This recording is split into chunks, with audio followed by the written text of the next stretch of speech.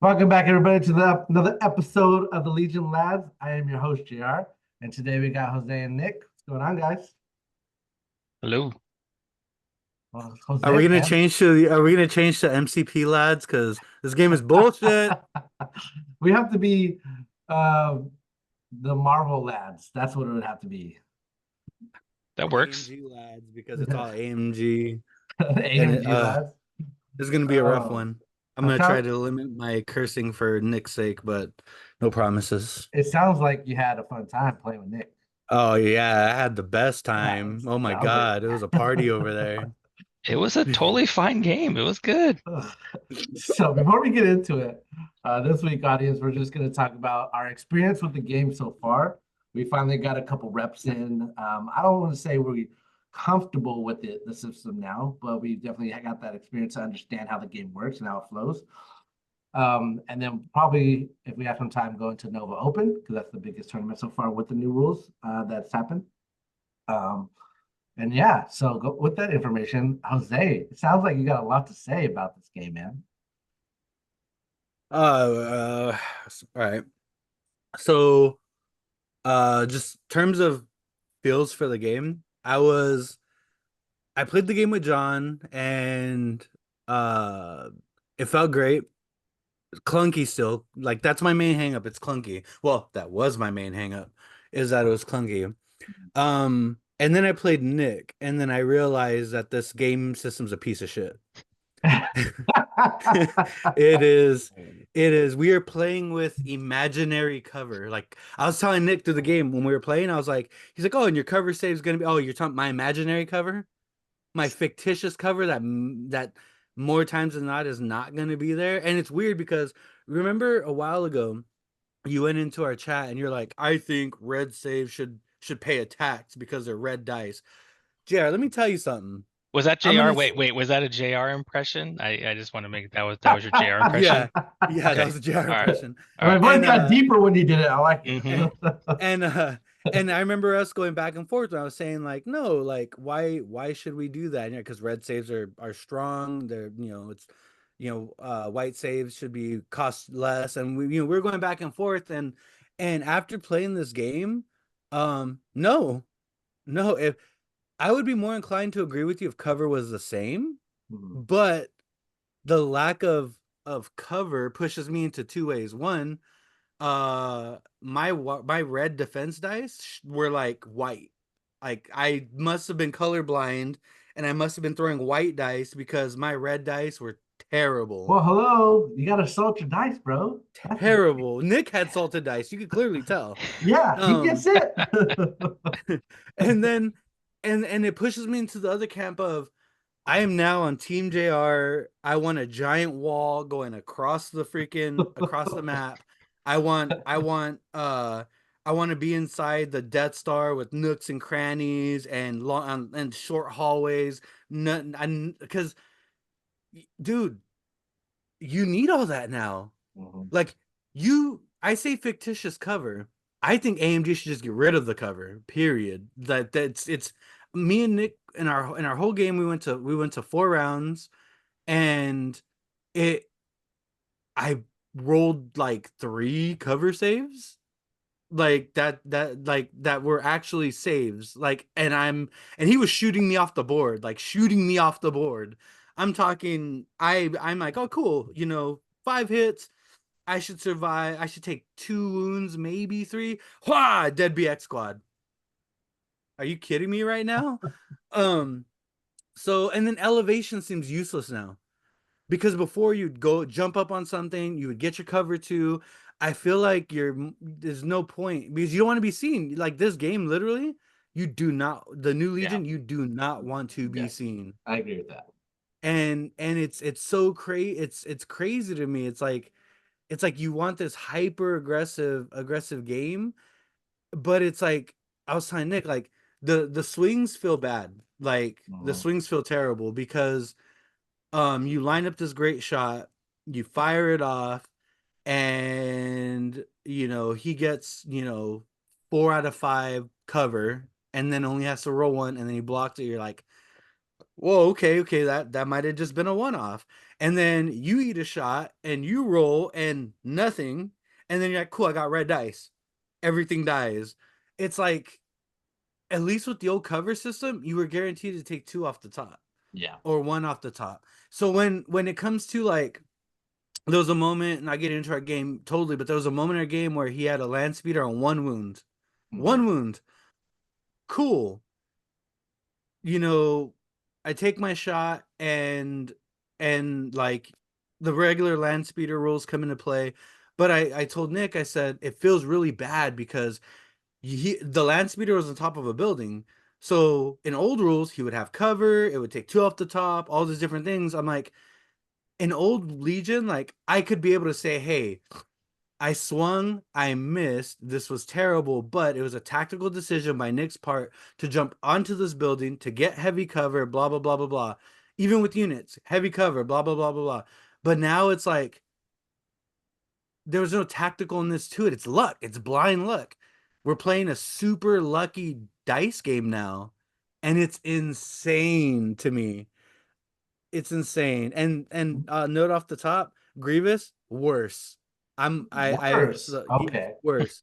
Okay. So so I was pumped to play Grievous. We'll get into what I did later, but I brought Grievous. I was like, dude, this is new Grievous looks pretty good. One Mhm. lightsaber, you know, his pistol's pretty good. New Grievous is worse because he got rid of Arsenal. Yeah, I don't know. I don't want to say he got worse, right? He No, no, no, definitely, no. I definitely think he got better, but he suffered in some areas, right? No, it's Arsenal. The reason New Grievous suffers because of lots of Arsenal is because you could rush a unit and wound it Mhm. and then fire the pistol off to Right. wound another unit. Yeah. Now it's either the pistol or the sabers in melee. And I told Nick, I feel like it was a made because they didn't want you to combine the pistol, because the pistol's now melee to shooting, right? The sabers No, are together now. the pistol you can still shoot out if you're in melee. Yes, but why Yeah. would you shoot out in melee when you could do the full dice? The whole point of it was I can pick something off with a red, black, black, white, and then shoot something off with whatever that pool is, and lighten your pool while being safely in melee. My thing now is I feel like they took away Arsenal because they didn't want you to use the sabers and the gun together. No, because it's the saber's still better than the saber and the But gun in melee. no, And no, you, but if you were able to add the pistol on top of that with Arsenal, because the pistol's a oh, melee weapon now. you're talking about like you would add. I'm telling why it's bad. I feel like they got rid of Arsenal, so you couldn't use all the dice on his card. No, I think the reason why they got rid of Arsenal is because of the new cover rules. Because then you could go swing one lightsaber and then shoot out, and it's just like you're getting 2 pierces on a unit. You were doing Um, that anyways. no, not if they had cover, right? Because then heavy cover would take 2 off the top, and then critical one would usually get 1 through and get that pierce. So it was more of a you wouldn't delete a squad, and I don't think But you still could delete a squad, but you could heavily wound it now. I don't agree with that because Pierce doesn't even matter. The reason I say Pierce doesn't matter is because cover doesn't matter. Cover does not matter. It matters I've for never red saves. felt Cover does No, matter. it doesn't. Cover No, it matters. doesn't matter. No, it Okay. doesn't. My No, it my doesn't. my cover saves worked great. I don't know. They Well, let's go. Let's get Nick's take on this. Nick, you got a couple games in now. Jose's hating the state of the game. I hate this. I went from okay, I could do this, to this game is terrible. Okay. Well, no. yeah, Nick, tell us your feedback. Yeah, no, I've played 4 games now. No, I like the swinginess. I like the swinginess. I knew you would, Nick. I knew you like would. the swinginess. I like that you can make a plan or to go do something and maybe it works, maybe it doesn't, and vice versa on both sides of the table. And I like that. I like that you can't just pre-calculate your win. Mhm. I never liked that. And I guess, and I should say, I guess I never liked it because I never put that much effort into it. I mean, No. I've never put that much effort into the game from that standpoint. I go just to play. So the fact that now that pre-calculation is less, and more so with the objectives now too, I do like it. I am enjoying the objectives compared to Old Legion, and that was also probably because it was so stale, right? We had the same objectives for so long, but now the variation, the different objectives, different places, the different way to score. You don't have to just focus on one objective. There was so many in the old game where it was like one objective and you just had to protect that one little thing. And so everyone could ball up their army and just protect that one thing. And now every game I've had, I'm on the entire board, right? End to end, I have units from end to end pretty much on the board. And I'm actually playing on the whole board now versus just playing on one section of the board. So I've enjoyed that. I have enjoyed that change.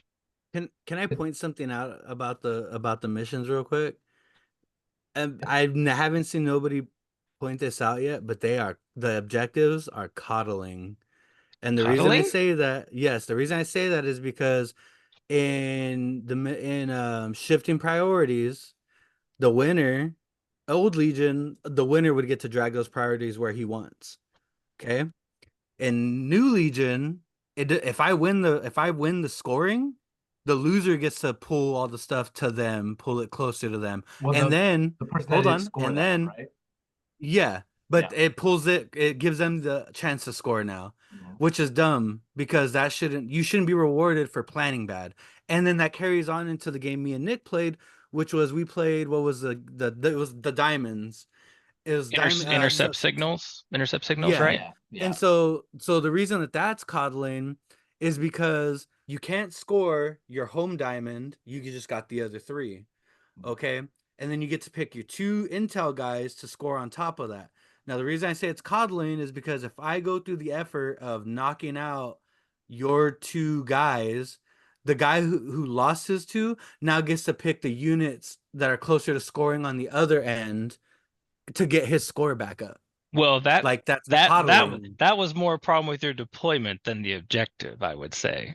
No, because that once again that shouldn't be a thing. Like if you're approaching something to score on that end, like you shouldn't get rewarded because I made the effort to kill something that was vital to kill, and now that it's dead, you take that threat from that left side and now put it on the right side, and you double up your score that side. So, Like it's in my opinion, I think what you're dealing with right now is a blend of learning the new stuff, but not, and also trying to unlearn the old stuff, right? Because I actually like the new objective, and the one that you just named, the shifting priority, is, in my opinion, the most swingy one because you of what you can move it. All the other ones aren't there. They're not moving anywhere. So no, like, but it's the fact that your major scoring unit gets selected. So if you plan it right, so But Nick, it's after the scoring. So even when you switch the intel token, you can't use it that round. It's not until the no, next but round you've that you can already but if score. you plan it ahead, you've locked down your next because I Well, caught it late. So when you pushed Sabine and you rotated Cassian and then you rotated K2, it didn't hit me till that final prior round. I'm like, when I kill these things, he's just gonna pick those up and then end the game that turn. well, Like you were that shouldn't be you were that just shouldn't be a thing.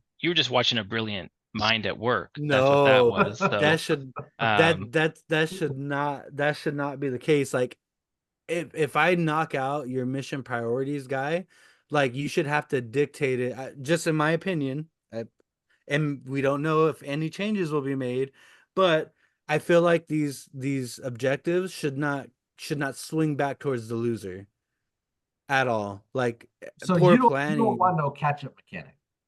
You want a snowball effect. No, the game snowballs regardless. Well, what I'm saying is that like the rewarding the losing player in the middle of the game is helping the losing player to catch up. So, and Well, from no, what it opens up. like from It what opens up. go ahead. Oh God. Well, No, my thing is, when you figure that out, it opens up a can of worms because when I play that mission again, now I know more or less, okay, cool, I can set it up where I can catch up on that back end and swing around. Like it, and that's going to be a bad experience for any new player or anybody who doesn't have experience with that mission, because it's prioritized that way, to where I can run two dummies to the right side, completely not care, and my opponent could be like, "Oh, I'm just going to focus over here and worry about blocking this," and then the minute he knocks out those two, cool, you knocked out those weak links, that's great, but now I'm going to put the scoring pressure over here and you cannot react while you're still trying to fight me right here. Like, it's just, I think that's a I don't good. like it, man. Yeah, I like that. I think everything you just described is good. Yeah, No. because it makes your opponent. You have like to it because decide. you're a rebel player, and that opens up windows for you to weasel back in. Well, see, that's by design, right? The design is like, okay, now either you go score, which is the objective is to win, right? Or you send that unit to fight. And I think that's a wonderful idea, because like you got to make a sacrifice, and that's like any game that we play now, that you always have to make a sacrifice, a choice that is going to either potentially hurt you in the long run, or hurt you in the short term. But that's also compounded with the terrible cover system. We'll talk on the cover system. But from my experience, I'm kind of like I lean towards more of liking the new mechanics and everything. There's just a couple things that I'm just like, one is the cover system, right? I do think more LOS need to be a thing. And I like that the games are so close and it's so swingy. It's a feel bad moment, don't get me wrong, when it doesn't swing your way. But the fact that you put in a little bit more random and take out a little bit more skill, then everybody has fun, right? And then the whole catch up mechanic on these missions and second objectives, a lot of my games are close. They're like, I've only won by like a point or 2 points. Like, it's not a snowball effect in some cases, unless you're playing guard, then you're getting stomped on, right? But I like it all. And I love the new cover for that reason. So in the old game, gross. In the old game, yes, you get to take two straight off the top, but that was, at least for rebels, that was never enough anyways. Okay, I know I'm getting shot, I take two off top, they still die anyways. So that didn't provide really like anything to me as far as like my expectation of what I could do in the game. I just had to be behind something, so I couldn't get shot at all. Now I go into this new game I go to this new game, the cover doesn't exist. I don't expect it to work. That's my mindset going into the game. But that time it does work, it is fun. It swings. It feels good for you. And it can happen both ways. And it provides a spark in the game that is fun, that I feel. So in both of my games now, and I played 4 games, and I've only really had like 2 good cover rolls in 4 games. The rest of them are just blanks, or maybe I block 1. But I've had 2 moments already in these games where I rolled 4, or it was 4 dice and 5 dice, and blocked them all, and saved the unit. Like, and I won one of my games basically because of that. And I know that may not always feel good for your opponent, but at the same time, the opponent will also have those moments.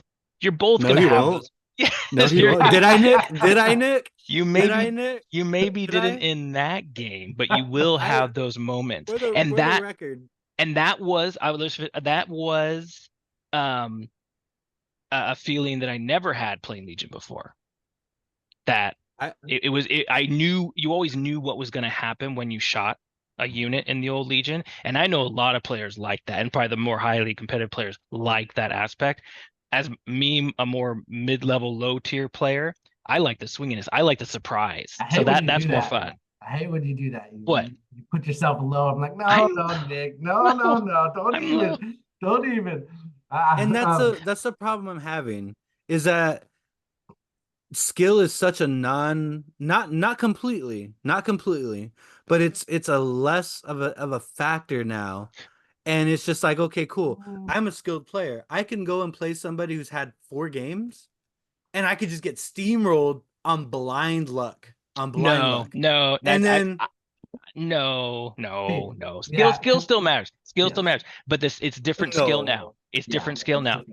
objective It's skill. rolling on luck. No, it's No, it's no. playing the objective. It What, is what looking how you can score those objectives. so what I think is that they toned down the skill in Legion and up the randomness, but it's still skill based. And because like I'm still trying to get used to all the new objectives and everything, and I'm just like, oh, I should have done this.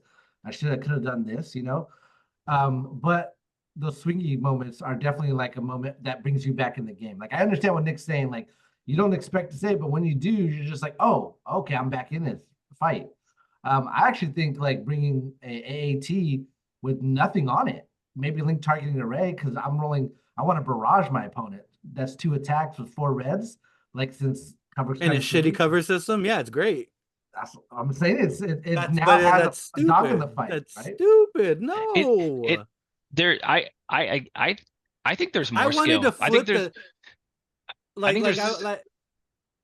Okay, yeah, go for it, Nick. I think I'm there's sorry, I'm more just raging. I think there's more skill in this game. It is a different type of skill though. So again, I think the swinginess and these new missions again have taken away that pre-calculation skill. If you were very good at pre-calculating the game and already having your three turns planned out and you knew exactly what you're going to do, yes, some of that is gone. That's true. But I think now this game emphasizes a different skill of how do you adapt to the swinginess to score those objectives, because you even if you get lucky, you're still not going to win if you don't make good decisions with playing those objectives. I disagree only because if you make the skill check, okay, I got to press this point and I got to take a shot to take him off scoring, and all my dice block, and then I got to make the skill point to walk up to you and shoot you back, and you get no cover and I blow your unit off the field. There was no skill involved. It was luck, because had cover been involved and actually worked, there wouldn't be a 1 unit swing. And that's the part that agitates me, because like I said, I've played Legion for 4+ years, and I've had one moment when I literally quit the game, turn 3, wanted to flip the table. I've played a couple games already, a couple full games, and this one game in with you, I was ready to call it at 3 and Okay, flip your okay, table hold on, and hold blow up your on, house. hold on. I just want to embrace this moment and soak it in. That Nick is finally a player that's made someone else almost rage quit the game. It feels good. Like I'm not Dude, the only I one didn't- anymore, right? Now- Dude, had my kids not been playing with his kids, I would have been like, "No, I'm leaving." Now But to- my kids are there having fun, tearing Nick's house apart. Good on them. So I decided, let me play a couple more hours so they can tear his house apart more. Eat Now, to his be- food, drink his drink. To be clear though, I didn't do anything that made him want to rage quit because of me. It was It purely was your purely dice. dice. That was all it was. Okay. It's never you. an- It's your dice. another 1000%. another point I want to make is like turn 1. I think I have a problem with turn 1. I feel like the competitive players, I being one of them, are kind of taking advantage of turn 1 and how many times we can make our opponent swing the dice before round 2 ends, right? So like if I was playing against you, Nick, my goal is to shoot at you from far range so that way you can't shoot back at me, and make you roll those cover dice and fail them and start deleting things turn 1 and 2 before it starts to actually matter, right? Because most objectives end on score round 2. So it's like I gotta shoot you as much as I can, delete as many things as I can, and start the snowball effect. I think there's a potential for that. I've yet to have a game where I'm snowballing and my opponent was to come back, right? It's just like I deleted so many things in the beginning that it's hard for them to come back. But none of my games have gotten to turn 5 to actually see that result of just like, oh, it can get there. You know what I mean? I agree that turn 1 can be more brutal for a new player. You know, if you're not sure what to do or you're just learning the game. But it's kind of funny. It's turn 1 to a new player. And the old game was also very brutal. They just didn't know it. They didn't know they already lost by how they Right. deployed, right? I mean, that's what happened in the old game, right? A new player would lose just because of how they deployed. Mhm. And you would steal this center box and the game was over and they didn't even know they already lost. So that happened. It's just happening a different way now with this new turn 1. So that's a common thing any new player or anybody new to the system is just gonna have to kind of adjust to That's that. that's why I advocate for more LOS because of the new cover rules. Just like, does it feel bad when you get shot at a bunch of times from range 5 and you're just like, oh, I couldn't Oh, hide them, you know? now I will say, I'll say this too. All 4 of my games, I built all 4 tables. So, and I even before the new rules, I built a heavy table, right? I put a Yeah. lot out there. I put a ton of line of sight. I mean, it's not hallways, but there's tons of buildings, there's tons of everything. So I am um worried about playing Rebels on a more open table Yeah. for sure. Like I think about the games I played, even with very dense tables. And a few of the games I almost got completely shot off the board, even with that. I was still able to pull out a win via the objectives. But if I was in a more open, if I was on any of the tables I was on LVO last year, I probably do lose turn 2. I don't know if I would even survive past that. Yeah. Yeah, it's I don't know. Table's always going to be a topic for discussion that I don't think you could ever get it right. But like, just turn 1 is one of those feel bad moments of just like, I'm going to get shot if I don't save up for less. But with that being said, Jose, tell me something you do like, my man. Give me Nothing. something. Give me something.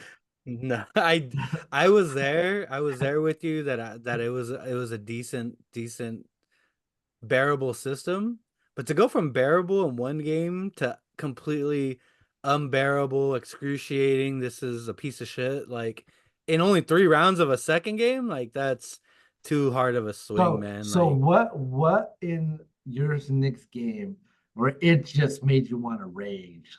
Like you wanted the to flip the dice, table. So it Well, was the just the dice, cover system.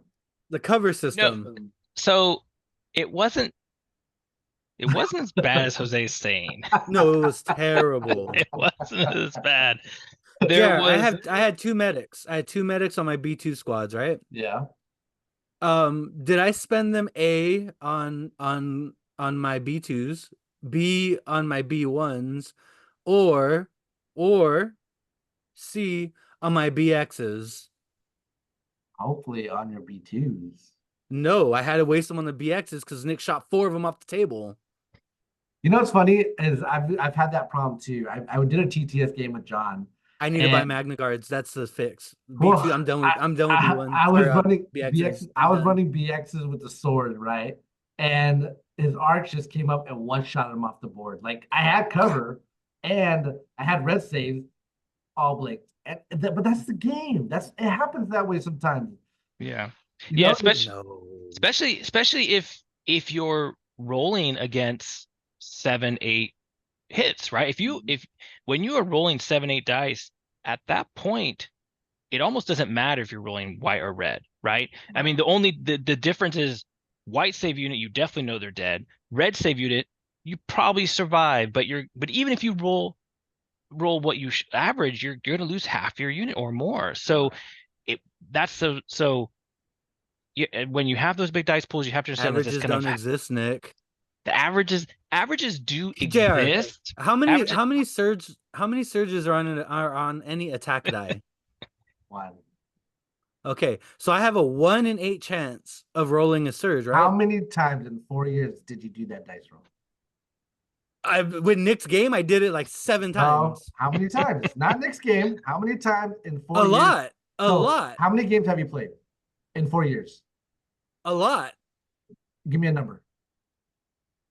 Hundreds? Okay, hundreds. How many times that dice roll that you posted did you roll in 4 years? A lot. Give me a number. That was number. I don't know. Give me a number. So More than half, and you've seen half. You've seen You're that. telling me you rolled that dice Yes. roll 50 times. Yes. Okay. Not that dice pool, but dice pools in general. What For instance, what I'm trying to tell you is, I get where you're coming from, but I don't think you should let Nick's game affect the outcome of Legion, because it sounds like you just had a really bad game of just nothing's going to work for you. And it wasn't even really a bad game. It was one it was like one turn of like 3 rolls. Otherwise, it was pretty No, okay. Nick's being generous. It was I- Okay, not. well, I wasn't there for Nick's game, but I'm gonna talk on your game with John. On turn one, you were doing really good. You were hitting and killing a lot of guys off of John's list, and John was able to come back and get the victory. So you could say in that game, you were pulling what, above average rolls, and now Nick's game. No, you're pulling so thinking about it, I thought back on it. down. I costed myself the game, and here's why I costed myself the game. I forgot that the big body B1s have Indomitable. Uh, So so the two-man B1 units that would have won me the game, I rolled white instead of red, and they panicked. If they wouldn't have panicked, if I would have remembered Indomitable, I would have broke the tie on Anakin, and I would have secured the points needed to win.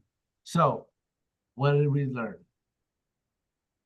The more games, the more practice, the more you get better at the game, right? Because that's very common, especially now that the whole system has changed. Like it's so easy for me to forget something like, oh man, I forgot I could do this, and it's just like. But the more I practice the list, the more I'm just like, okay, I'm not gonna make that mistake again, or I'm gonna have a higher chance of remembering. I haven't remembered The backup game- once. Dude, I thought I haven't used backup. I haven't used backup once, and I'm like, oh, I could have used backup there. Like, I have not Nick, used it once, and I when get you- forgotten every time. when you killed Grievous, he should have been taking 2 off the top the entire time because the B2s were right there, Yeah. See, and they were not suppressed. That's what I'm saying. No, they weren't in line of sight. They weren't in line of sight. Yeah, they were. No, they're behind the bunker. The unit leader was on the corner of the slant because I had to get there to look at your unit I was shooting. And I also don't think Grievous- he was within half range. Remember, it's not range 1, it's half range. They have to be close. They have to be Yeah, close for backup. No, they're But useless. For him. what I'm saying, no, I love the half range roll on cover, anyways. Like I wish the heavy cover, maybe I still need to play with the cover system a little bit more, but the heavy cover was still the same. Like the introduction of the half range, you have to be half range to get the cover. I love that idea. That's a good idea. But keep sticking it in, man. Just keep going. You eventually you'll learn the curve. The whole point is you got to learn this new curve, and everybody sucks at trying to get this new. No, I'm learning. Like the point I made. I can learn. That's not a problem. That's not a problem at all. I can learn. I don't like it. I don't like it. I don't. And like I said, I can tell you right now that signal mission that we played, like me and Nick played, when I get to make my deck, I'm not putting that shit in there. Fuck that. That was Like the first that's time. a Yeah, that- stupid ass game. was the first time I played that one too. That was a little I'm so different. salty. I'm sorry, guys. Listen, it's okay, man. If you want to play MCP, no one's gonna hate on you. You know, everyone's got the preference, and that's understandable. I just don't think it's I like where the Legion direction is going. It's definitely got to get used to some stuff like the cover rules because it hurts when you don't get any cover and they make all their cover. I pointed out why you liked it though. So you want to kill. There's a reason you don't like Shatterpoint. The reason you don't like Shatterpoint is because you can't kill things. No, there's only one reason why I don't like Shatterpoint. No, I remember you clearly saying you like Legion over Shatterpoint because you can kill things in Legion. No, You literally said that. what I literally said about Shatterpoint was that skill tree. I just don't like the skill tree. If they got rid of the skill tree, I would be 100% in Shatterpoint. No, you mentioned the killing part though. Well, like but I vaguely but remember. not as the main source but- of why I didn't like Shatterpoint. Like but I'm sure my- it was my- one of those gripes of just like, my thing yeah, is, but you don't kill stuff. Like the feel of You- killing things feels better than opposed to having that character around longer. you as the person who loves to mulch things, who loves to kill things, of course you're gonna love this new system. Of course you're gonna thrive in this new system because they took what you would hold off to do in turn 4 and 5 and 6, and now you get to do it from turn 1. You get to blend in turn 1. Like that's the course you're gonna like it. Like it's just so awkward that they took it like I keep saying this, it's a pendulum swing. They went from tactical, make every list matter, make every point count, make every tactical decision. You know, you made one bad decision and you were like screwed in this, and then you swung it to this side where it's like now It's hyper aggressive. And you could make the best decision possible. My decision could be I need to contest this right here because it's a scoring round. This is what has to happen. And by doing that, I'm going to take a shot. I have no choice but to take a shot. But in old ways, I would limit that shot, taking 2 off the top, whatever. But now it's like I made the tactical decision to do that because that's what needs to be done. And then now I catch 6 dice to the face, which old Legion, let me take 2 off the top, let me take a dodge, blah blah, low profile, high profile, whatever mixes in there to okay, let me block to see if I get any of these shots off. Oh great, nothing. Cool. Now let me rely on my saves. Great, the unit's dead.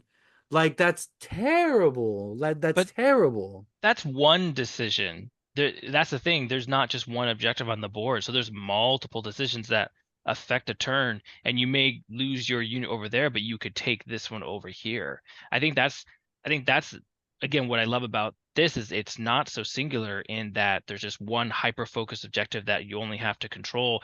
There are lots of decisions to make on the board, and maybe you make that decision, it doesn't work out, but you make a different one, it works out over here, so, and you can keep scoring. So But uh, even when you have to play catch up, that cover comes to bite you. but The see, lack of cover bites you. so Period. so Period. Period. forget cover, forget cover, You can't just forget cover. no, forget So cover, what you're just so AMG pl- should just no. tomorrow come out and take cover out from the game because it I doesn't exist. I just It's mean I just mean imaginary. It's I just mean from a fictitious. player standpoint, you have to plan on taking the full shot. You have to plan every shot. You have to, if every move, you have to know I may not take any It off. shouldn't be like that though, because look, even from a turnaround, if you're coming back, if you're needing to make a comeback and you need to score, you have to score. Dash on the Toy Scoundrels made a very good point, and I realize this, it is true. If you go down 2 points, there's virtually no coming back because you're chasing those 2 points and you have to put yourself in dangerous positions.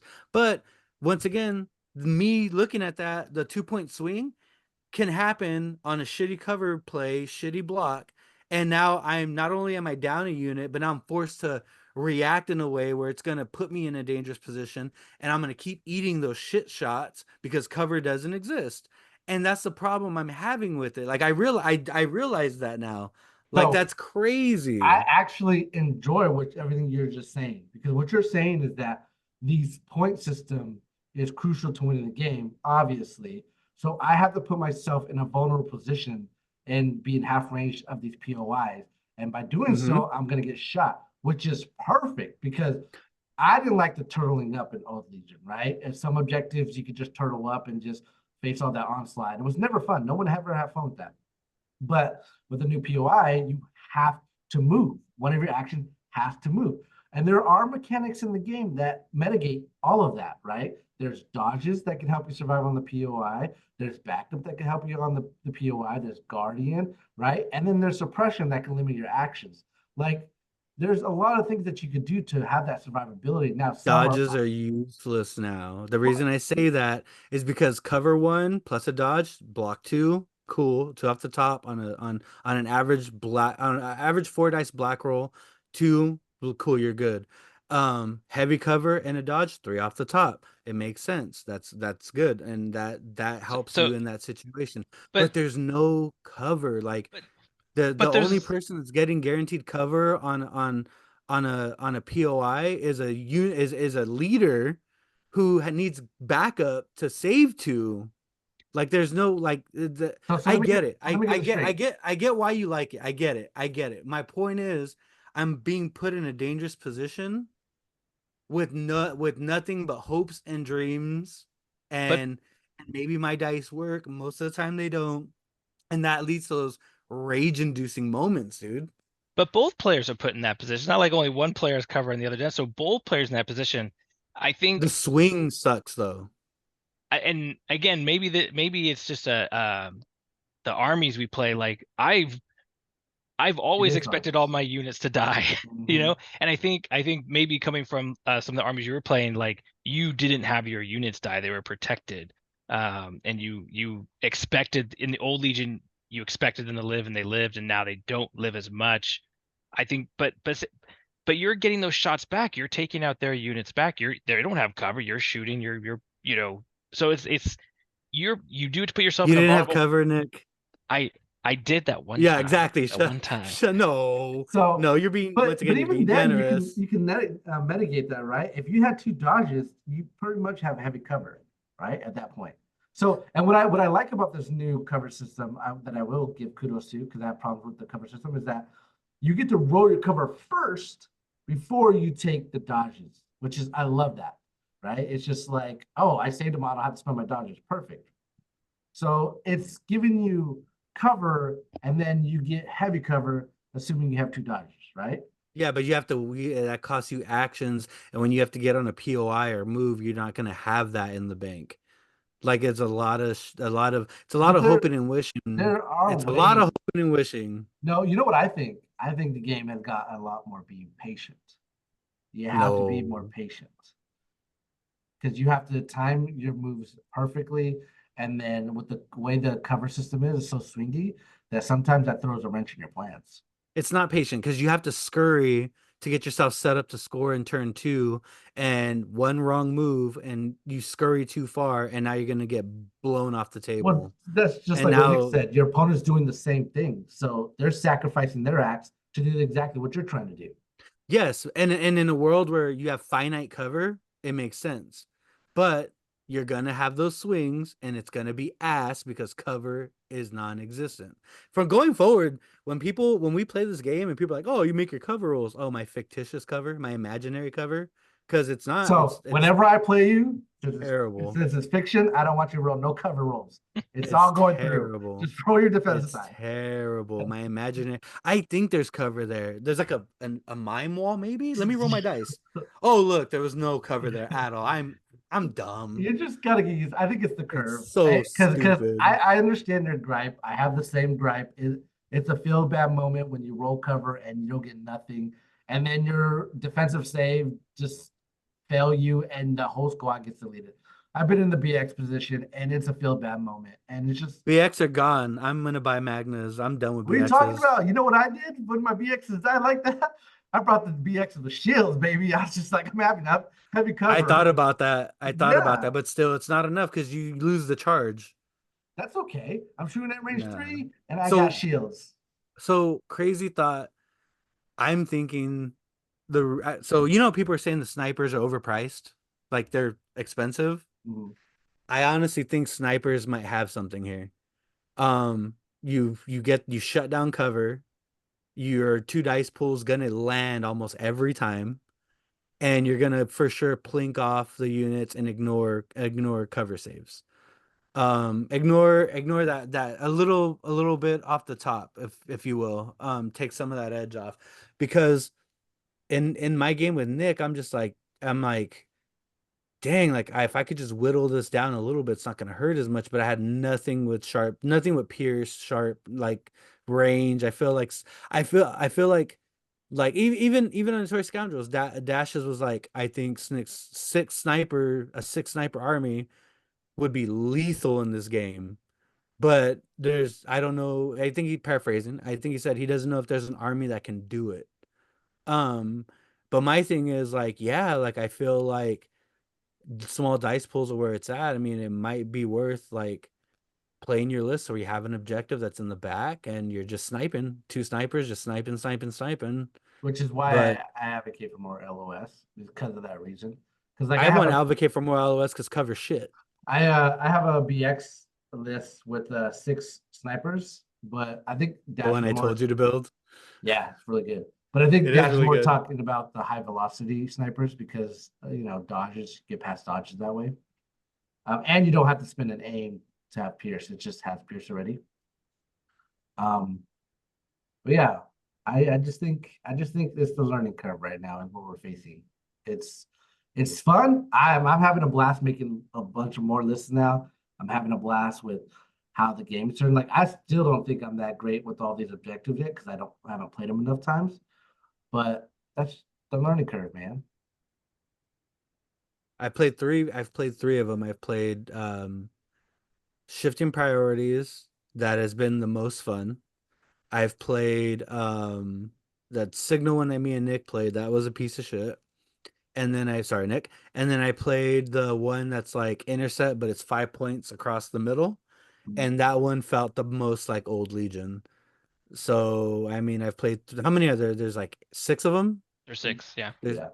Yeah, so I've played half of the mission types, and I love one.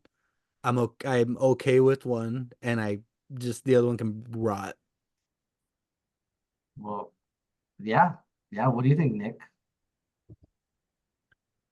I've played 4 of them now. The Intercept was kind of the weirdest one, but now that I disliked it, I like the variation. I like the variation, so I think that's a good thing. And yeah, I haven't even played a couple of these, so I still got to learn a few of these other ones, and they're gonna be a learning experience each time we play them.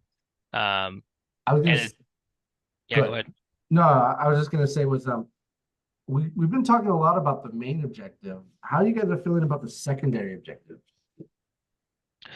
I like the secondaries too, as well. Yeah, I mean, it just adds something different that you're also doing and scoring the points. I've played basically the bounty hunter one. I played the we had the little scanner one. I like that as well because again, it just adds an extra decision to make, an extra thing you're trying to do to score some points. It makes it feel like all of your acts and decisions matter. And again, going back to Old Legion, a lot of times I felt like some of my acts were just there to do nothing. I had my 3 rebel troopers and they just didn't dodge standby and just stood behind a building because they couldn't do anything, right? and they were just tapping the evaporator, right? That's all they did. Now I feel like all my units are much more invested in the game because they probably could do something or score something. Even the one that me and Jose played, I think it's sweep and clear. We get the points just by defeating units, right? Mm-hmm. One of my rebel troopers, finished off a unit and scored a point. It's like, so, it's just, just something, they were able to do that. And it's nice that all your units now can contribute to the game. Yeah, I do like that about the vehicles and all that they can take POIs. I also do like that naked squads can make an impact because, you're rolling 4 black most of the time, and the cover, since it's so swingy, you might actually do more damage. Aside from Nick's old rebels would just crit every time, just crit, throw crits. That's all you did with those naked squads. And I actually haven't I have even played naked squad yet. Every game I played, I have had full 6-man rebel units, just 3 of them. But I'm actually like using my upgrades because of the extra points. Obviously helps with that. So it's nice to actually use upgrades and fill out your units that I never could have done before. Yeah, which Jose, come on, you gotta love we get 1,000 points now, right? That's something. That's a bonus. That's good. You can't say that's not good. You can't say there is no reason playing with more of our toys on the table is a bad thing. Like that is a good thing. I want to take more of my plastic men and put them on the table. So now I can do that. I like the 1,000 points. All right, we got one, boys. Hold on. I like the 1,000 points, but I'm sick and tired of Jedi Force user favoritism. Here's 200 extra points. We're gonna nerf force push, 40-point force push. Oh my god, that's awesome. Oh, but we're gonna bring their points down by 20. So why not? What? Like, I feel like it's you bring more toys, but there's no limiters really. Like, and that is fun. I get it, but it also masks a lot of things that should be nerfs that aren't nerfs because you're still like, okay, 200-point Yoda. Are you bringing 40-point force push if you don't have minus 20 points on Yoda? No. So are you advocating that force users are now stronger? But if they didn't knock 20 off of Yoda, 200-point Yoda, naked Yoda, are you paying 40 points for force push? Then you have the 200 points. I don't. You have the 200, so. I don't think, in my opinion, aside from Anakin, Force users are very that strong in this current meta, right? Because with everything that's changed about the cover rules, and I love the deflection, don't get me wrong, but it's actually the withdrawal that actually changed that makes me think they're not as great because you could spend one action to withdraw, and now they're just, No, but Well, in there. but the reason I'm tackling force push is because it's still good. You still Sure. run up and push Yeah. somebody off a Sure. POI.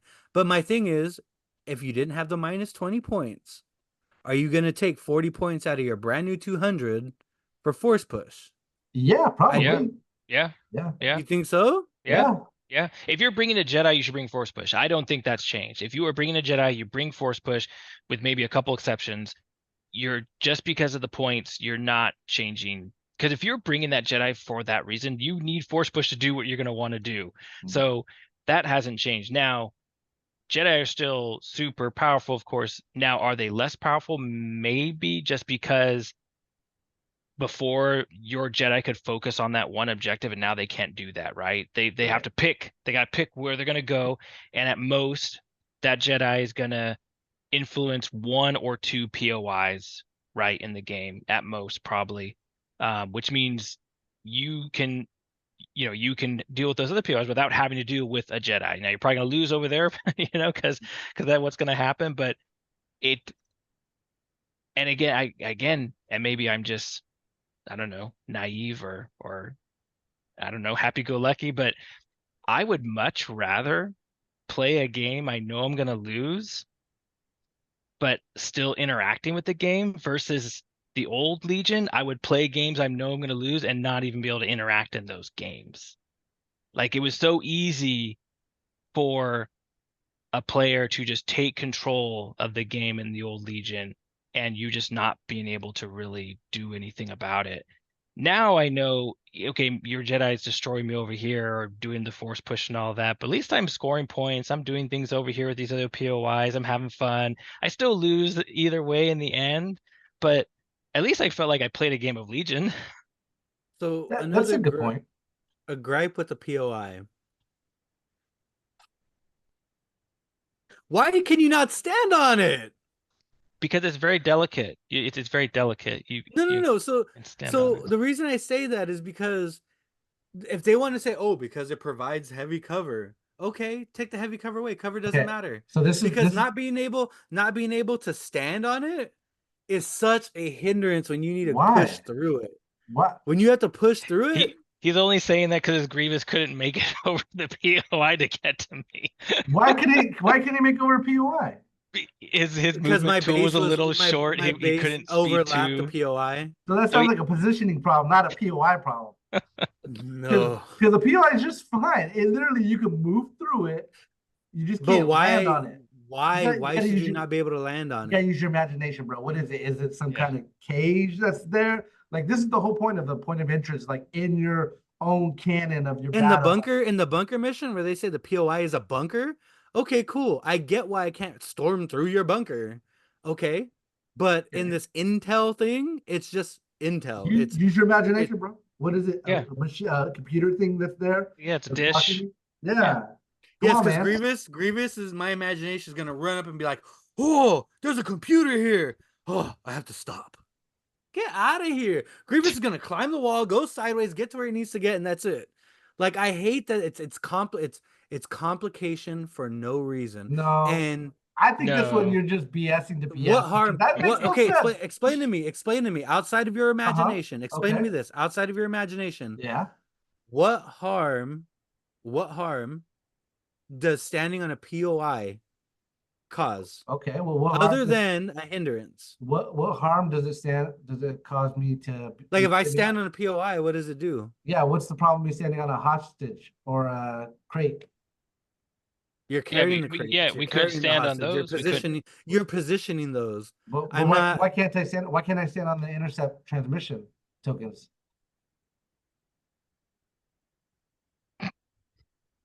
Oh, I never thought about that. All right, move on. No, move on, we're not on. moving No, on. yeah, But no, hold on. griping But just at the gripe same at this time, point. the intercept transmission token, was like this. That's The POI is like well, this. the POI is because now you got to be at half range of it. So it kind of makes some sense that it's got to be a little bit bigger so you can actually have a bigger bubble to be in range of it, because it's no longer range one.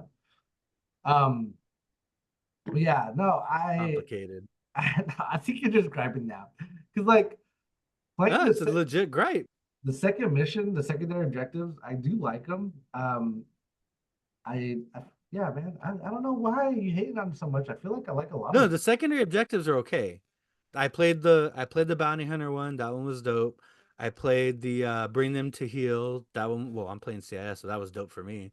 And then this one where my gripe with the one we played where you're basically getting points for killing stuff is not accumulative. So when the one me and Nick played, it's like you kill something in an uncontested territory, you get a point. You killed something in a contested area, you get a point. You kill something and something, something, something, you get a point. But once you check that box, like you can't do it again. that's good. So my gripe with that mission is that one seems like it should be accumulative. Like if I'm gonna knock stuff out, then I should be able to check that box. And you can even make that a variance by making it not 1 point. Like if you're gonna kill something in a contested territory, make it 2 points because it's contested. Like it's a fight, it's a battle. If you're gonna kill something in somebody's base, make that a different point value because you risk more to get there, so you should get a point for killing something there. And if I kill something that's in my territory, I should get the least amount of points because you came into my zone. Like they could vary that, but Well, it is very little bit. The enemy territory is 2 points. It's 2 points for the enemy territory if you kill something but while in the enemy territory. That's but the that's contested hardest one should all be all the other ones are easy. but the contested one I think should be more or either way. And not only that, that's not my gripe is it should be accumulative. Like if I'm smashing people in the middle, I should be racking up points. No, That sounds like a game that doesn't have a lot of tactical decision making. This is more of a tactical decision making game yeah. where you have to like think No, about where Old Legion you're was gonna tactical score. decision making. You couldn't interact in Old Legion, and that's a Nick problem. That's not a me problem. I if I outplayed you, I should be able to make it to where you need to play harder to get to me. I do want to get Nick's opinion on his army because, as we know, Nick is more of a rebel player, and right now rebels are suffering. And you've had some comments about when we went over the rebels, changes and how you didn't like them and everything. Now that you have more experience playing the game, like how do you feel about the rebels? Is it still kind of like, man, these guys need something, or is it just kind of like maybe you have to learn how the rebels are playing in the new system? No, it's not a learning thing. They're not very good. Um, I've played 4 games and I won all 4 games. I should have lost all 4 games. I should have lost all 4 games. I only won because we're learning and we're learning these objectives. I saw multiple times that I was like, oh, if they just do this, do that, I'm gonna lose. Like I was shot off the board in like 3 of those games. I mean, and all on tables with tons of line of sight. Tons of line of sight. I think if I played out those same games again against the same players with more experience, I'd probably lose all 4. Well, see, that's what I think is the most interesting, is because you won your games playing the objective. And so I did.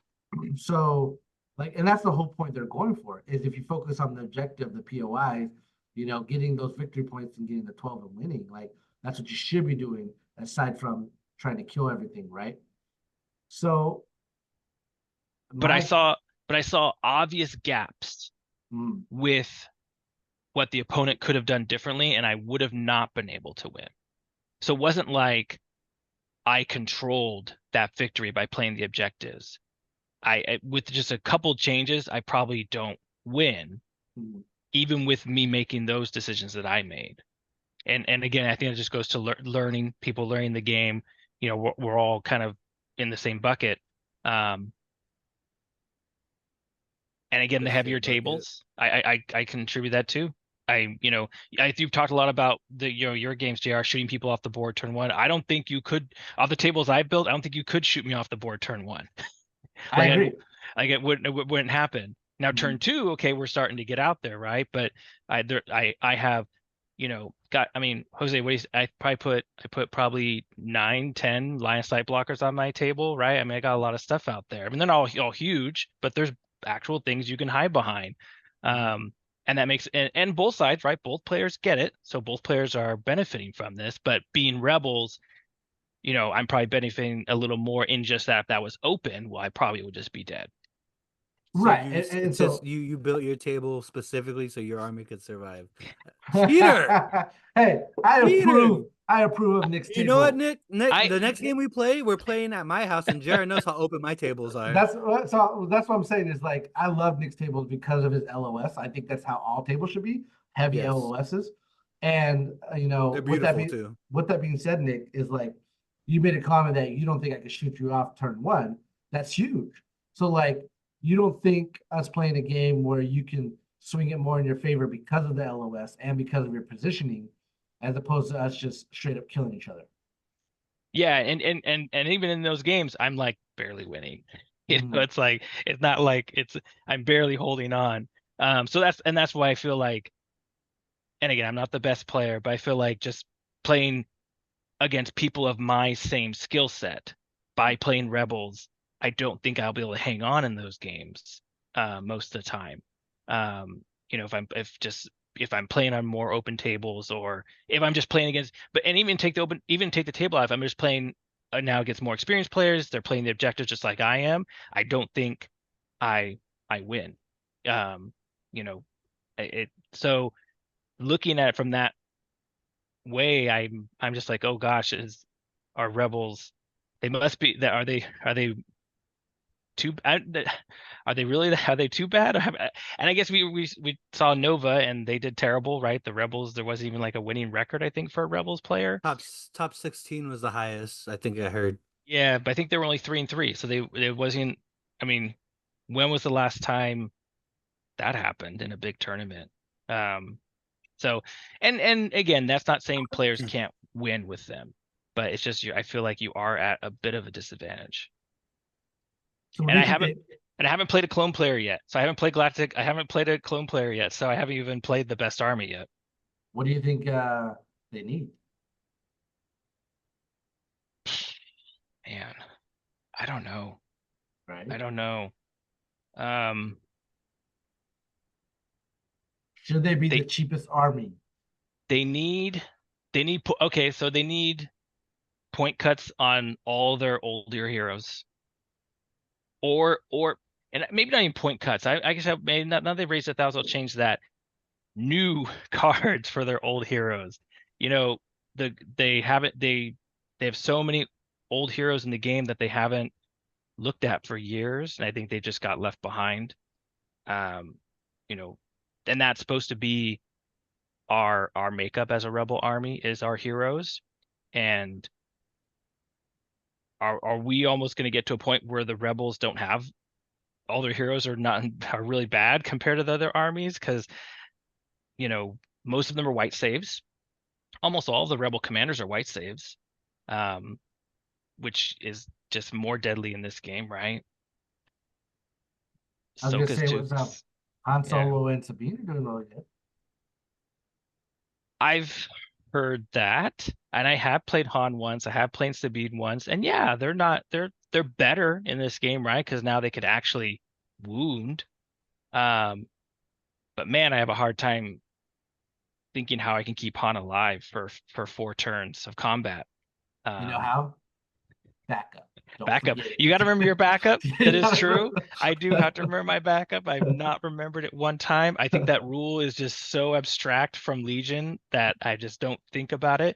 I wish they would have just put backup on the card or something on the trooper card so I'd remember. Like an icon, right? That just oh yeah, this guy has backup. Yeah. Yeah.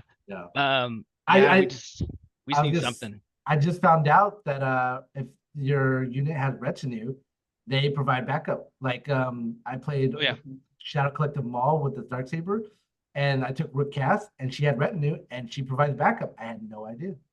Found that out there in the middle of my game. But Rebels only have one retinue unit, and that's the clan Mando Clan Red. Yeah. That's Yeah, true. and I feel they're like terrible. Mandos might be good now. No, like- they're bad. No, they're bad. In the new rules, really? Oh What are you yeah. talking about? You got nimble, dodge, like, and The then vigilance. the unit size is still too small. Vigilance is still way too I don't, expensive. I don't know. I might disagree. I mean, I don't have the units, but like duelist, that's pretty good keyword. Speed 3. Duelist Do is do they get shields? They don't get shields on. no, they don't have shields. They don't get shields. But you search well, everywhere. All man don't search and defend. I don't know. I feel like it could be good. I think they could be good too. Like I was thinking about that the other day. And we need some new command cards too. I want some new command cards from the old Rebel heroes too. I think they gave an update to the Rebel heroes that would help. Yeah, I feel like good. I feel like the middle of next year when they give out the rest of the half of the upgrades, like you'll see more rebels get more stuff. So that's fingers crossed. Like we'll see what happens when they come out with their stuff. You know what rebel unit Nick is like so down on right now that he didn't bother to bring in our game? Grogu? He did not play Mando or Grogu. Wow. That- He even brought Sabine. He brought Sabine. You know, He- okay, hold on a minute. Yeah. I'm shocked that Nick hasn't run Mando, Sabine with Mandalorians yet list. Like I thought that'd be a no-brainer to bring. No, Sabine is terrible for her Right now? points. Yeah, for her points, and she doesn't have charge or relentless or nothing. She can't get into range. He wants a Jin reduction. He wants 90 So- point Sabine. That's true. I didn't play Mando and Grogu in this game for the first time in years. And this was the first time I didn't do it. In all the 3 games I played Mando, Grogu, Bad Batch, Cassian, K2, Jin. Like that's been kind of the makeup. And Mando has been better in this game. Bad Batch has been my MVP every game. Of course. Yep. Bad Batch has been the best thing I can play. But the game against Jose, I was like, I want to try something different. I wanted to try something different. So yeah, I played something totally different. I played Ahsoka, I played Sabine. I played Leia. First time I played Leia in the new rules, and even a long time. And so Cassian K2, because I feel like now I'm always going to play Cassian K2 because K2 doesn't count against my operative slot, and so I played with 4 operatives. I played 4 operatives every time I played in this new Legion so far. Nice. Can you only get 4? Can you get more than that? No, because remember you can't covert op both of your Oh, commanders. You have to yeah. leave one. Makes sense. So aside from like, I know we believe, or it's facts now, that Guard's really doing really good for obvious reasons. Who do you think is a second runner-up faction? It's probably the new Red Save Army CIS. I mean, I don't know, man. Four CIS didn't make top 8. It was 4 empires that made top That's 8. Not that Empire's bad. Empire's still good too, but I think CS is still pretty good. I agree with you that CS is really good. I don't think the B1 spam is that great anymore. Unless you double squat it up, then I think it is great. But I'm not sure. I don't have enough experience. That's why I decided to do CIS for this new league.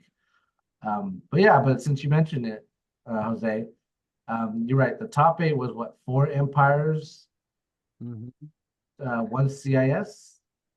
And then the rest were Gar? I think I'm gonna go over right now. Yeah, we got Josh Processor running CIS, so 2 CISs. And then the 2. Yeah, there's no rebels, so I think it was 2 CIS, 2 Gar, and then 4 Empire. Yeah, and then the rest was Gar, just like you said. And I think two if not more of the Empire. No, one of the Empire was Blizzard. And then the other two or 3 of them were Vader Dewbacks, which is insane because Vader Dewbacks is really throwing it back old school. Funny enough, Dash has won it, and he's the 501st king, and he did not take 501st. Yeah, congratulations to Dash for winning the Nova Open. Bo, what I heard was that it was very low attendance. Did you guys get the same feedback?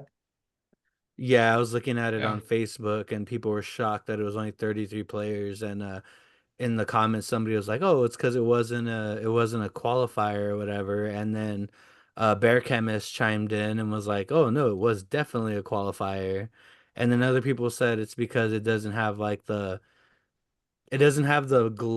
fanciness that it used to carry where you got an invite and all this like the prestige and stuff like that. It's just a regular tournament for tournament's sake is the general comments I was reading, but then the other comments, which I'm like I said, my reaction today is salty just because it's salty. I don't hate, I'm not gonna say I hate the game, but those comments, a lot of those comments were because Legion is dead, Legion is dying. Other doom and gloomers are like, this is exactly what happened to X-Wing. And so it seems like there's a lot of people that are Well, downing the let's attendance due touch to the game let's dying. let's touch on that topic because Nick's also played X-Wing, and so before it stopped producing X-Wing, like they stopped making X-Wing stuff.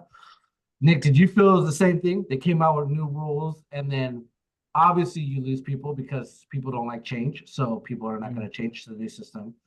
Do you feel that's happening the same here? I mean, no, I don't think it will be the same, but I mean, you never know, of course. But I think that's just natural when you change rules that you have that people people that are playing the game maybe will take that opportunity to play something else, right? It's just I think it's just natural for that to happen. I think it's probably the low attendance. It's probably a combination of everything, right? It's the rule change. It's the world's qualifier, the world's invite change. It's like different things, right? Um, I Also, don't. people are learning the game, so they probably People, don't feel they're yeah, ready for a tournament. yeah. I mean, gosh, I mean, if that happened right before a big tournament, you probably did lose some people that probably were like that would have signed up last minute, right? That now they don't because they're like, gosh, I don't know what I'm playing. I don't know the rules yet. I'm not going to go to a play 6 games in a tournament. Um, X-Wing, X-Wing was a way bigger change. I mean, this was a pretty big change for us, but I mean, 1.0 to 2.0, I mean, that game completely changed. And then when they changed it again with 2 to 2.5, that was also a huge change because that took X-Wing to objective play when before there was no objective play. So that was a huge change for X-Wing. And again, and here's the thing too, X-Wing didn't die because people didn't want to play it. X-Wing had great attendance. A ton of people went to Adepticon for X-Wing. So that's the thing too. X-Wing did not die because people didn't want to play X-Wing. X-Wing died because the company decided they can't keep producing it, right? There's still plenty of people that want to play X-Wing. Actually, they are still playing X-Wing. They're starting their own like X-Wing Alliance, they're calling it, and keeping the game rolling. So I I think, every rule change you're gonna have maybe a little swap in and out of players. Um, Legion's not dead. Not So even the slightest. I'm curious. I'm curious. I don't think it's dead. I don't think it's dying. Like I said, I'm just salty. I'll probably get over this in like, a year. Um, I'm gonna tell Rob to have us play our game on the very last. I don't need you to keep being salty, so we're gonna play our game at the very end of the league. oh dude, I was sitting there, like I said, I thought I was gonna get over it because Mhm.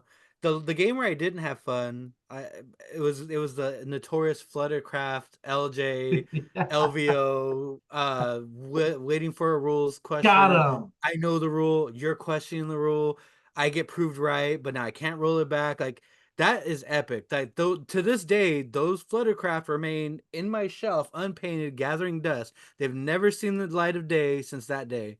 And this game with Nick was really close. Like I was like, dude, I'm so done with this game. But just like then, I got over it a year later. No, I haven't gotten over it. They're not painted because of that. But my thing was getting into the situation of did the new change drive players away? The question I have is I want to talk to Grayson about Bakersfield, and this is why. Bakersfield consistently had between 8 to 10 to 12 players, depending on how many of the Fresno boys went down there. We roll in packs of 3, 4 sometimes. So it was always a healthy little event spot, right? And I took the day off to go to the event, the last month's one, and this would have been the first event I believe he rolled out since the rules changed. And then Rob came over our chat and was like, "Yeah, we're not going to go to Bakersfield because there's only 4 players, including him and Daniel." So my thing is like, I want to talk to Grayson because did he was building that community like full-hearted, loving it, spoiling everybody, prizes, fun venue, fun event, cash store credit. Like, dude, it was a fun time. You've been there. It's fun. Nick's been there. It's fun. It's awesome. And then to see the first of like event he posts, and he posts months in advance. The first event he posts after the rules change, it's like him and one other guy and 2 of our Fresno guys. Like, I want to know how many of his players didn't choose to play because they're learning new rules, or did that player group just fall off because didn't want to do new rules? You get what I'm saying? I get what you're saying. I think it might be a combination of both. Yeah. Because like, especially in our 'Cause they were local group- good. They were getting good. yeah, especially in our local group, we had 2 players that literally just learned the game, and then the new rules came to change, and then they decided not to join the league. It's probably a little frustrating when you finally learn how to play this game, and then all of a sudden the rules change, and you're just like, well, now I got to relearn it. You know what I mean? And then it's intimidating to go in a league where people know how to play the game a little bit more better with more experience. So it's just like everybody wants to win, right? Well, everybody wants to believe they have the chance to win. When you take that chance away, they're a little more discouraged and wanting to play, right? So I think that's a combination of because our local scene also took a hit when the new rules changed that we lost some guys. It's just a learning curve, I think, in my That's opinion. it, and that's just natural. That's natural. That's gonna happen no matter what the case, no matter what the game is. It could be the greatest game in the world, but that's still people will still not always follow it to that next version or that I next change. I don't believe it's the non-fun factor because fun fact, I love MCP. You know who has not won an MCP game? This guy. Did You you know who's play? had the Did you have fun you playing know against Nick? you know who that no, I had fun. So it goes back to this. The game, miserable. The banter, the best. What I'm Oh, hold saying on, that's not is, what I asked. did I have fun playing Nick? No, I wanted to flip his table. Okay, Um, so how so how what long I have would you have been played no, Legion? the point I've been playing Legion for over 4 years now. The How long point have I'm you played making, MCP? I've been playing MCP for so Just playing it just a couple months, just a a few couple months. months. No. So So give it actual time. hold on. So actual hardcore playing it a couple months. Actual time I've played sprinkled in there like a year, but not fully. But no, so that's my point. And my point I'm getting to is what's fun about MCP is the cinematic. Like I've told this to Nick, I've told this to everybody else. When in a simple rule change of I'm gonna grab Spider-Man, launch him into another person who's then gonna take damage and get launched into something else. What makes it fun is we've seen that in a movie. How many times have you seen Spider-Man get launched into somebody else and then they both get launched into a dumpster? And it's those visuals that make the game interesting. Like everything that plays out in MCP, you've seen it somewhere. You've seen it in a comic book, you've seen it in a movie, you've seen it in a video game. I play Scott Summers, Cyclops. I'm blasting things all over the field. And it's funny because my whole life I've seen Scott Summers blast everything. So when I'm rolling these dice, yes, it's a mini game, but when I get to go off and blast like 4 things on the table, in my mind, I see exactly what that looks like and how that makes sense. I don't get that feeling from Legion anymore. Like Legion, like Star Wars to me is like, we gotta hold this bunker. We're getting annihilated. We have, by a superior force, and we gotta use our tactics to get out of this. And damn it, we lost. I don't get that from this anymore. Like I don't see anything in my head like that anymore. And the weird thing is, when I lose like when I lost in Legion, old Legion, like I didn't feel bad about losing because I made a tactical error on my part that costed me the game. And you know me, I'm good about telling you after the game, yes, this is exactly where I fucked up, period. Um and I could live with that. I cannot live with that in this game, and that's the hardest part. Is I can make the most tactical, beneficial best possible move, Now, and it blows up in my I'm face. not. So I'll say it real quick. I just don't think you see the tactical errors yet. There you go. I don't think you see them yet. Because correct me if I'm wrong. I'm not. I played MCP only a couple of times, handful of times, but MCP kind of plays the same in that it's can be very swingy at times. It could be extremely swingy. MCP dice explode on both offense, defense, so you could have it could swing quite a bit. Yeah. It's still very tactical. It's very much an objective game. There are players that can win without even attacking you. But it can be very swingy for sure. Oh yeah. Yes. So I think like I But said, with it might be the but the because like, I'm not swinginess, I'm not gonna try to put words in your mouth or anything, but like I feel like that can happen in any of the with the, AMG games because I feel like they like the randomness of the outcome, which is good because if you don't like the randomness of outcome, you might as well just play chess, right? At that point. but here's the thing: the swinginess in MCP is swingy. Yes, it is swingy, but once again, it's tied to things that you've seen before. So when Nick mentions you could lose not even fighting, that happened to me in my last game. Josh is playing Guardians of the Galaxy, and I'm like, cool. I'm in a point where I can give me one more round and I can win this. Josh says nope. He plays a tactics card that lets him roll time back and score again. And that's how he beat me. He didn't let me get to the next round because he played a card that ended the game right there. I wasn't mad at that because that's a Guardians thing. Messing with the time stone, that's a Marvel thing. That swinginess that happens, it's on a bigger scale. It's a Marvel thing. Like that makes sense that it swings like that because we've seen, So Endgame. is your argument Thanos is your argument that you don't like when continuity is messed up when you army build with like Maul and Dooku, or is the argument that um Star Wars is not doing Star Wars things? my argument is that swinginess in a comic game is fun because that's the nature of comics in general in art and media like that. Swinginess in a game like that, makes sense. I Like don't I mean, I don't think swinginess has to do with anything because comics are written or with the written outcome in mind, as is a movie or a but show. you don't know that until you see it. Right, but the swinginess in game is to give you the opportunity to have fun.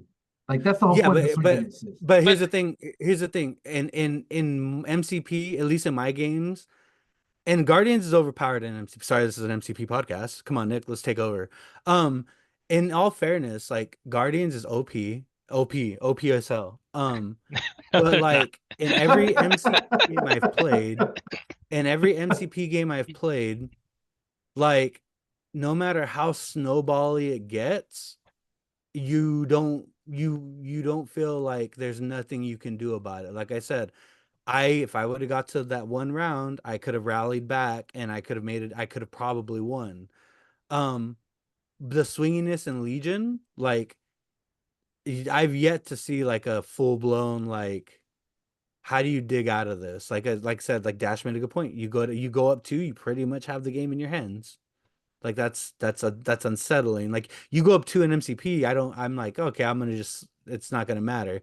But in this game, it matters. Like it matters a lot and it hurts way more because like I said, in MCP, you could have one guy scoring all the stuff and you're not out yet. And then in Legion, you go down 4 or 5 acts, like you're losing, period. I There's think no falling behind never good feel moment, and it's always a struggle to get ahead again, right? Um, I think that's the whole point why they did the swinging systems is to give you that potential to get there. I don't have enough games under my belt to, be like, okay, I have 2 points ahead of my opponent, so I'm gonna snowball, right? But in But those 2 points, so in your games, in any of your games that you won, were you up 2 points at oh, any point? I was up a lot, and that was because, Okay, so that's my thing is but like that but it when wasn't you by get two up points. Like I was up by like and being up, period.5 or 6, right? Two is just the minimum. If you're up by two, the game is solidly in your hands. But that's And not because you know That's not because And you like blew I them was. out. You blew them out. But Why? Because that's you were able to because snowball them. no, that's because we're learning the system, right? But And why did you blow them and out? because I'm a highly competitive person, so I'm already studying my list, studying the map, studying the game. Not to say that our local doesn't have high competitive players. I'm just saying like we're just learning the system, and I like to have a lot of more experience so that I can figure out what I need to do. Yes, but my point is you've said yourself you ended the game by turn 3. So Most games, yeah. in my mind, that means that I want to say I'm gonna try to be what's the word I'm looking for? Not so aggressive here. That tells me that half of their army, half of their acts, if not more, were wiped off the table That's not because you're able to necessarily snowball. true. What I come to find out is that most people concede by turn 3, not knowing that they could But potentially. why? Uh, I think it's partially because they're playing me. I think that's They mostly. feel the snowball. I don't think this is the snowball. I think it's just like they know they have an uphill battle, and they don't know right now in the system can they make a comeback because they haven't played the system that long enough to know if they can. And So that's do not you new. believe? That's not Do you new. That's believe? not Hold on. new. Do That's you not new believe? though. Do you believe if you're up 5 points that a person down those 5 points can realistically make a comeback and win? Well, I want to hear what Nick has to say. Go for it, Nick. Yeah, but yeah, going down early in Legion, conceding by turn 3, that happened in the old game. So that's not like a new Yeah. thing. Mhm. These objectives did not bring that on. That occurred in the old game, the same as this new game. If a very good player plays a lower level player, that's usually the end result most of the time. Um, so I guess that's not new. So I don't know if that really plays into like this system being different, is a negative or positive compared to the old Legion, because that happened in the old Legion too. That's gonna happen in any game. Mhm. Um, I think any game you can make a comeback. I mean, it's possible. Any game you can play it out. So if you're down 5 points, then that's not, and I may be simplifying it, but that's not a getting Shaw off the board problem. You're not playing the objectives. But could you come You, back? but why are you down 5 points? Because you're not playing the objective. So you're not playing the No, maybe game you are. Maybe you are playing the objective and you're just getting outplayed on the objective. That happens. That used to happen in old Legion. that I Luke, so Luke, a force push and a tap on a VAP happened all the time. I'm rushing to get to this point. Cool. Let me pull you in, and now you can't make it to your point. That happened all the time. My point is, regardless of the situation, if you are up, even minimally 2 points, like I said, I'm minimally 2 points. You pretty much can carry that into the end. But my point is, 3 points, 4 points, and I'm gonna say 4 points. I'm gonna say, I'm gonna say you probably could come back, but it's highly unlikely because in my game with John, I was down 4 points. I needed to get 4 points to tie the game to win on kill points. It was still there. It was still possible. Um, Regardless, if I remembered Indomitable on the B1s, I would that would have been a non-factor. But in the current state, I still had a shot. It was a swing and a miss, a high. There's a low percentage shot this is gonna happen, but I still have a chance to win. But I feel that's few and far between. I feel like when you get down to those parameters of 4, 3, 2, 3, you know, at that point something's gone critically wrong. And in that game with John, I was playing the shit out of the objective. I but was but if playing my fucking heart out. but if your question And if your question is, if you get down really big in this game of Legion, is it hard to come back? My answer would be yes, because that's in every game. In but every being in but being every down in, 2 but in every is Legion, big. in every type of miniature game, if you go down big, it will be hard to come back. So yes, so this system is no different than any other system in that sense. Can you come back? Sure. Will it be hard? Yes. But that would be the same Harder, the swinginess will bury you. I don't think so. No. I guess that's what my Yeah, next question was is Nick, since you're the most experienced MCP player, having 2 points that's a sad thing to more, say. having 2 points more in MCP, is that also an uphill battle, or is it pretty much like It's not that big of a deal. So first disclaimer for everyone out there, I'm not a very good MCP player. So Stop this saying is that. Lying. this is not. So it's not really a comparison because the way you score points in MCP, there's so many more points on the board that are scoreable, and it would depend on the missions you're playing. So it's not really comparable to saying going down in two, and this one is it. You'd have to look at those numbers would not be the same. With how you if you want to really make a comparison. But it's also hard to compare that anyways because you're talking about a skirmish game versus a full scale game on a 6-foot table.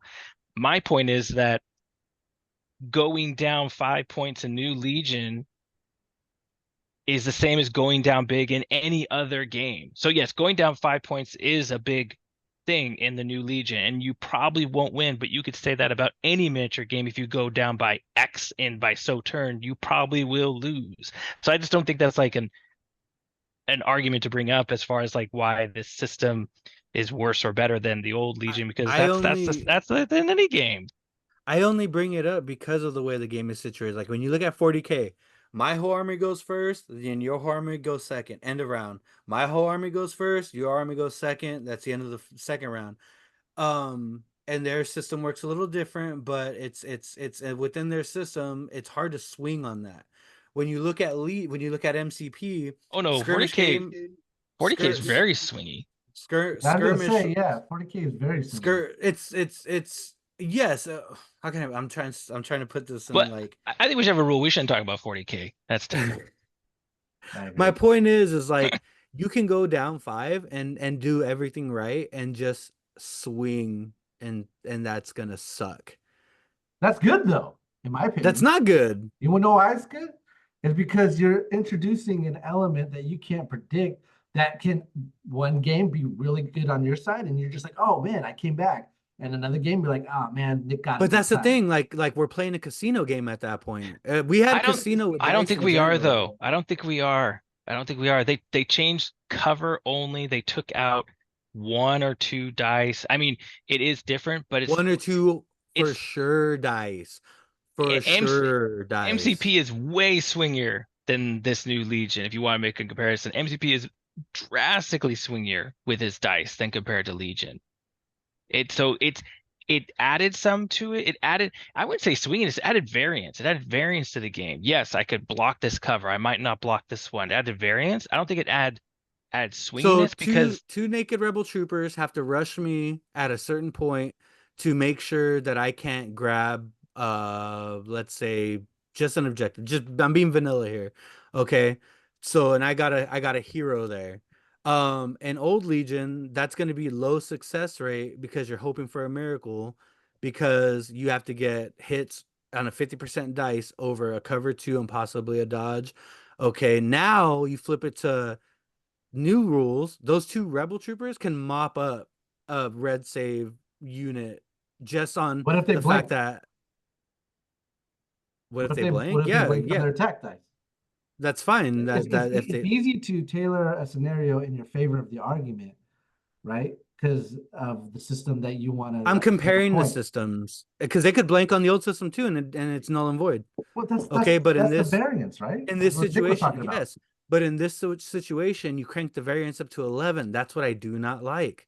We're casino rolling now. We're casino rolling our cover before our saves, before this, before that, before like we were already casino rolling on a lot of stuff, and now you just add more variance on top of more variance. It's like, at what point does it become more about skill or luck over skill? Because like I said, I can position myself on turn 2 in the most optimal position I could ever be in,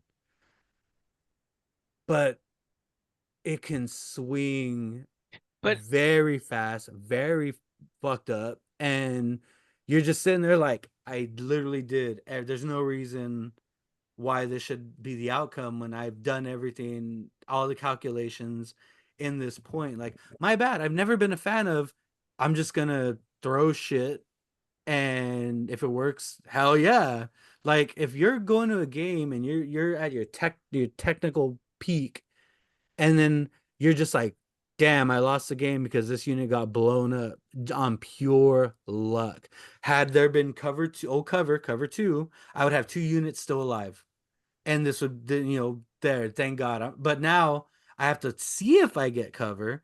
And then because I didn't have that guaranteed cover, now this unit, which should have been, for all intents and purposes, like in the best position possible, now is blown off the table. Like that's such a shitty feeling. And I get it. You want to be excited for, yay, my rebels did this against the Empire. Oh, okay, cool. But it's not like I respect I from a aspect point of view, like if you made a technical move to beat me and bump up your chances, odds, whatever it be, aims, positioning, whatever, and you then you got lucky and got the extra crit you needed. Okay, cool. Because I positioned myself, did everything I could to make sure that it was in my biggest favor, and you out tacticked me. I have no problem with that. I have no problem with So that. are you But when saying you, that Nick did out tactic you in this game? That it was I don't, purely just dice. I believe it was dice. It wasn't just dice. It was dice. So Here's why you it's dice. no. He pushed Sabine. He pushed Sabine on the right side, and I had Dooku there that I could easily went over there and mollywop Sabine. But because variance and dice, I had to focus on this corner, stupid fucking vehicle. It, Yeah, you said it yourself. I think this was Nick. This is Nick's impression. Well, you know what? It wasn't. It was a little bit of variance because you spent three more that speeder. I'm so sorry, Jose. That speeder stayed alive 3 more turns, and I'm so sorry. I'm so sorry, Nick. Shut up. so true. The speeder did survive 3 turns longer than 3 activations, not turns, activations long and short. But you gave me the left side of the board. You gave me the left objective, uncontested. I did not shoot a single shot. I had one model on the whole game. No, That I get. So so so had that's this why I won. I was already no, but I was already banking on you coming that way. Why do you think I was measuring the whole? So when you push Sabine onto the top of the Razor Crest, I was measuring the whole time because I was like, cool, I can one shot her if she gets involved. But I But was like, no, okay, I'm if not you're talking about the one Sabine took. I'm talking about the one that Cassian took.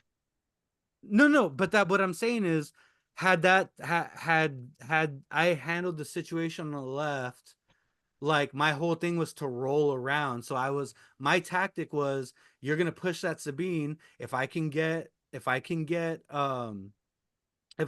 speeder down, then I can just throw Dooku over there, and Dooku's gonna mulch. He's gonna mulch Sabine. He's gonna mulch K2, and then Grievous with the rest of the army can roll around, and we can turn. What I've noticed about these objectives is a lot of them are start static, and then they spin. Even with me and Rob playing the 5 intercept, my whole goal was to spin the map and start going left to right instead of corner to corner, which was the same thing when you had Sabine, K2, and Cassian.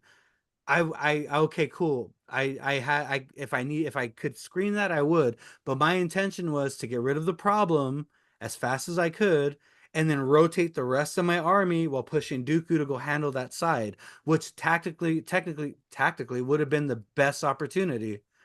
So Like so I I had I turns to do it. so I don't pretend to know everything about this game, but I would say, at least from my very limited experience, that will never work. That decision that you made will never work. You gave me a free objective starting on turn 2, uncontested.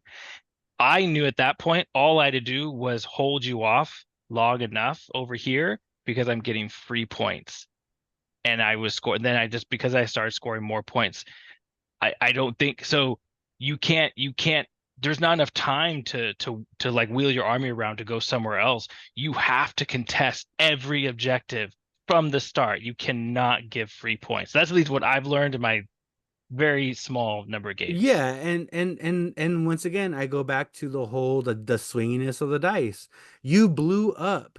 You severely critically masked my BXs, which were in pivotal good positions.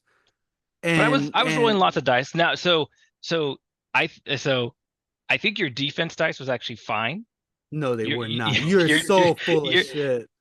if you lost your BXs when you had to roll like 8 saves, I mean, yeah, they probably are gonna die because that even at best you're losing Even 3. on the small pools, you rolled a pool where I blanked completely. You Blank. did, but they probably wouldn't have survived No, anyways. Now, you said they would have. You said if I rolled that one more because they had impervious, you're like, if you would have made one more save, they would have still been alive. So now where don't tell me that, Nick. Don't tell no me no that where I because will that's a agree, big difference. Because I that's a charging B1, or charging yeah. BX that's still alive. Then Sabine and Ahsoka got bodied that next round.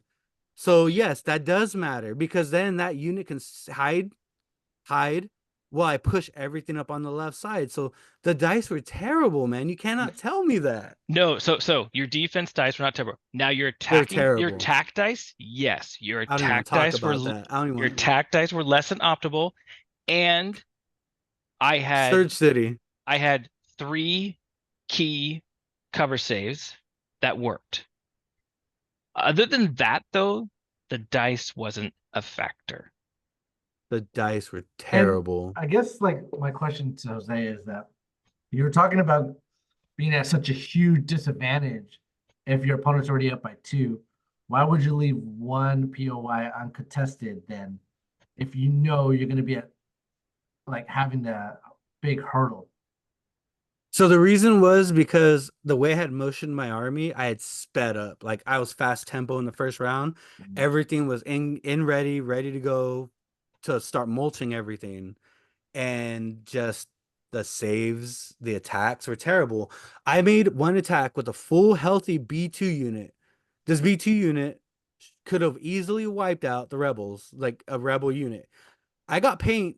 I got paint 2, 4, 6, 8. I got paint on 9 dice. 9 dice. And all of them were surges. It sounds like, and the reason why you're so upset is because you're relying on the variance to be in your favor. No, I'm not relying on. I would rather. So here's the thing. I would rather see a miss on a black die than a surge. Tell me why. Why would I rather see that? I like surges. I like surges. You shut up, Nick. Rebel trash. Why would I rather see? Why would I rather see a blank on a black die than a surge? Why does a surge hurt more? You tell me. Because it's 1 out of 8 sides. Those surges. It's a blank. Yes, but I'd rather see a blank than a surge because because it's a 1 of 8. It's still a blank. I get that. I understand that. So it is a blank. You're saying why would you rather? It doesn't matter what it is. It's a blank. Okay, no. But here's the thing. I have 4 hits, 1 surge, and 3 blanks on an 8-sided die. Okay, but the result is still the same. It's just you got your feelings now involved, right? Now, if you saw the surge, you have a potential that could have been a hit if you had a surge hitting unit, but you don't, so it feels bad. But aside from that, it's just a blank. But seeing that, I get that, but I'm saying like it's just I've never sat well with that because, like I said, it's a 1. If we're playing statistics here, forget that it's a blank. Forget that it's a blank. Okay, I got a crit. I got a crit. A paint. I got a crit. I got 3 hits. I got a surge and 3 blanks. Okay. The only thing on there that's a 1 of, besides the crit, is the surge. So realistically, what would statistically be your feeling speaking, if you had a unit that surged to hit? then it does. Then I would be happy. Right. I get that. So I get that. But once again, it's the high and the low lows. Like if you were to take that pool, and keep rolling it, it's not going to pop up like that. Who made that shot? It was a BX, huh? No, it was a B2s. B2s. 9 dice. Yeah. But and I shot that pool 2 times, and same result. Yeah, that's normal though. When you don't surge to hit and you're rolling black dice, like it hurts when you roll red dice and you miss, right? That's the whole point of the game is you don't know how it's going to swing. That's why you take the risk. That's why you go out there. That's why you try to, hopefully kill things. You can't, in my opinion, you can't rely on the swinginess or the variance of dice because it might not go in your favor. And when it doesn't, you can pretty much rage, right? Now you tunnel vision, and now you just want to flip the table, right? The least amount of saves or rolls that you have to do in the game, in my opinion, is like how you win the game. Because dice are going to be that dice. It's not going to always go in your favor. I mean, look at a lot of my games where I just lost because I was rolling nothing.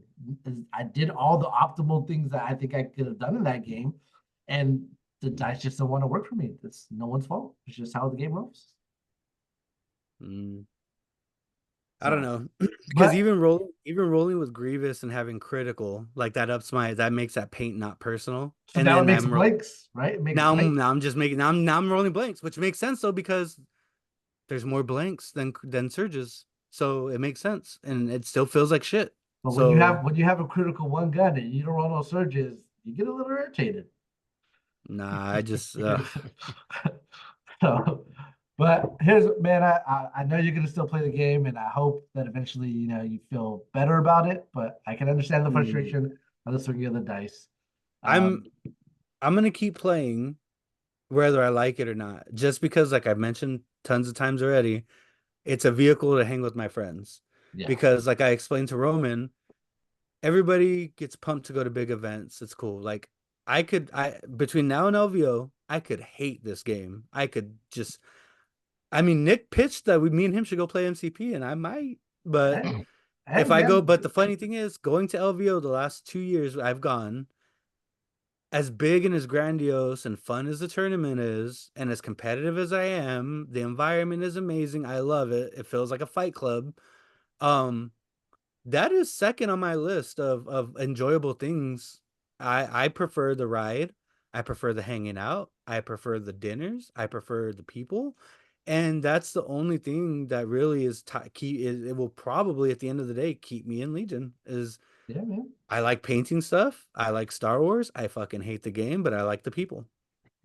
That's all that matters. If you got a reason to play, play it. And even if you go for MCP, man, we'll all be there hanging out. So, So I told my wife because I'm in two leagues. I'm in Legion League and I'm in MCP League, right? mhm. And it's so hard to get my schedule for games, right? And I'm just like sitting here and I'm just like kind of being an asshole because I'm like, I'm not having fun with Legion. My schedule would be a lot simpler if I just conceded all my Legion games and just played MCP. That's fine. Like if you're having fun playing a different game, there's no shame in going playing that game, right? But I should have No, never signed up for the league if I was going to do that. And that's the part that but has me playing too. that's okay. Like that stuff happens, man. Life happens, and like people that do enjoy playing games. Like I'm having a lot of fun with Legion right now. I know a lot of other people are having fun, so no shame. Like if you want to go play MCP, like I might be in that third round concession party if this shit keeps going. yeah, yeah, it makes sense, man. Makes sense. So, but nonetheless, I got you guys a little bit here longer than expected. Any last words?